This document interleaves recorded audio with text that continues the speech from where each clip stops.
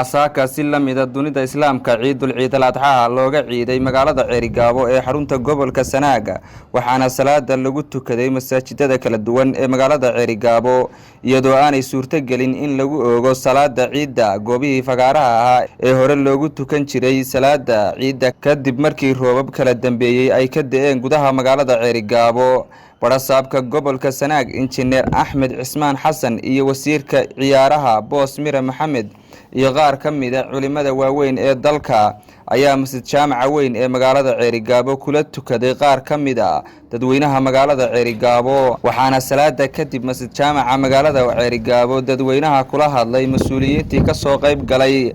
tukashada salaada ciida iyo culimadii kala duwanaa ugu horeyn sheekh albaladka magaalada Ceerigaabo iyo sheekh Maxamed Cali Biixi iyo waliba sheekh Maxamed sheekh Ismaaciil ayaa dadweynaha halkaasi kelmado wacdi iyo dardaaran dhanka nabadgelyada ah uga soo jeediyay nabi maxamed markuu noo soo baxay maxuu idin la yimi wuxuu yiri wuxuu noo yimi horta ilaahay kaligiina aan caabudno wuxuu kale noo yimi oo waxyaabuhu noo yimi kamid aha inaan runta ku dadaalo inaan waxa weeye runta aan beenta aan sheegno oo ka dheeraano inaan raximka iyo qaraabada aan goon oo xiriirino jaarka inaan hagaajino dhiigaga inaan iska ilaalino oo baanan dhiigayaga daadin aanu maxaarimta ilaahay iska ilaalino markaas ugu celceliyay tii ciida iyo tii arafa iyo tii mina ayaan aniguna idinku leeyahay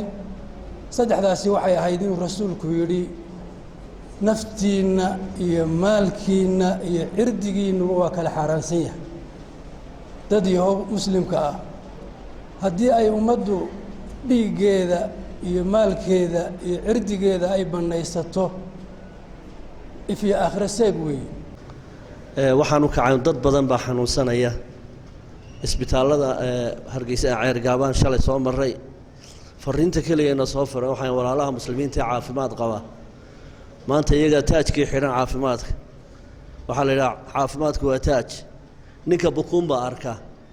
ninka caafimaadka qaba taajka saaran ma arko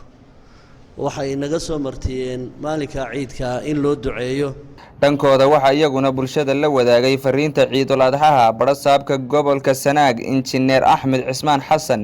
iyo wasiirka dhalinyarada iyo ciyaaraha Boos Mire Maxamed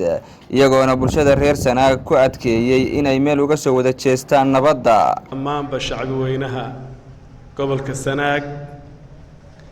iyo ciidamada kala duwan ee ku sugan gobolka Sanaag dhamaantood oo aan leeyahay farxad iyo bashbash iyo barwaaqo ku ciida inta waxaan raacinayaa hal kelmad oo dhinaca nabadgelyada ah culimadu way ka hadashay waxaan leenahay nabadgelyada qof kasta waa u dan cidda u xil saaran ee maamulka iyo dawladda uma xil saarnay ee dhammaanteen qof kasta oo inaga mid ah damba ugu jirta ma noolaan kara nabadgelyo la'aanteed nabadgelyada aan wada ilaashano iyadoo meelihii lagu tukanayay roob aawadii banaanadii loogu tukan karo waayo masaajidada lagu tukanay ilaahay maxadii waxaa iyadoo aynu nabad ku wada ciidayno mashaayikhda iyo wadaadadu aad bay uga hadleen anugu halkan waxaan idinka imi ceelaf weyn oo muddo joognay oo xafiisyadeedu u soo xidhnay 3 bilood iyo dheeraad waxaan halkan hambaliyada koobaad idinka hambaliyaynayaa anigoo ku hadlaya